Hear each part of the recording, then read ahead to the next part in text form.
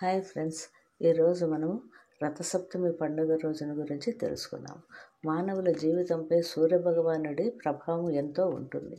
సూర్యుడి కరుణ మనపైన పుష్కలంగా ఉంటేనే ఎటువంటి అనారోగ్యాల బారిన పడకుండా ఆరోగ్యంగా జీవిస్తాము. అటువంటి సూర్యభగవానుడి ఆరాధనకు అంకితం చేయబడినది అత్యంత పవిత్రమైన పండుగలలో రథసప్తమి పండుగ ముఖ్యమైనది. రథసప్తమి రోజున సూర్యదేవుడు తన శక్తివంతమైన కిరణాలతో ప్రపంచం మొత్తం పైన తన కరుణా కటాక్ష వీక్షణాలను ప్రసరింపచేస్తాడని భక్తులు ప్రగాఢంగా విశ్వసిస్తారు. రథసప్తమిని సూర్యుడి జన్మదినంగా పరిగణిస్తారు. అందుకే రథసప్తమి నాడు అత్యంత భక్తి శ్రద్ధలతో సూర్యుని పూజిస్తే గత జన్మలో చేసిన పాపాలన్నీ తొలగిపోయి రోగపీడ నుండి విముక్తి దొరుకుతుందని చెప్తారు. రథసప్తమిని మాఘసప్తమి అని కూడా పిలుస్తారు. సాధారణంగా రథసప్తమి వసంత పంచమి వేడుక తర్వాత వచ్చే సప్తమి నాడు వస్తుంది.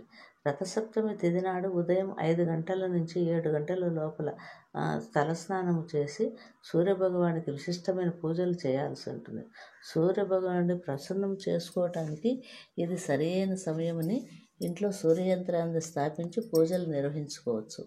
నీళ్ళలో ఎర్రచందనాన్ని, బెల్లాన్ని, ఎర్రటి పువ్వులను వేసి సూర్యుడికి సమర్పిస్తే, ఆదిత్య హృదయాన్ని పాటిస్తే అన్ని విషయాలలోనూ విజయం లభిస్తుంది. అంతేకాదు, రియల్ ఎస్టేట్ వ్యాపారంలో పుంజుకొని చాలా ముందంచెలో ఉంటారు.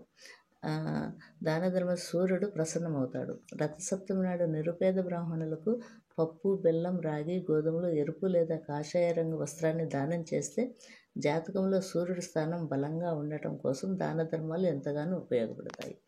రథసప్తమి రోజు సూర్యుని పూజించడం వలన, ఆ రోజు ఉపవాసం ఉండటం వలన 7 జన్మాలు పాపాలు తొలగిపోతాయని నమ్ముతారు. శరీరము, మనస్సు అన్నీ పవిత్రంగా మారుతాయి.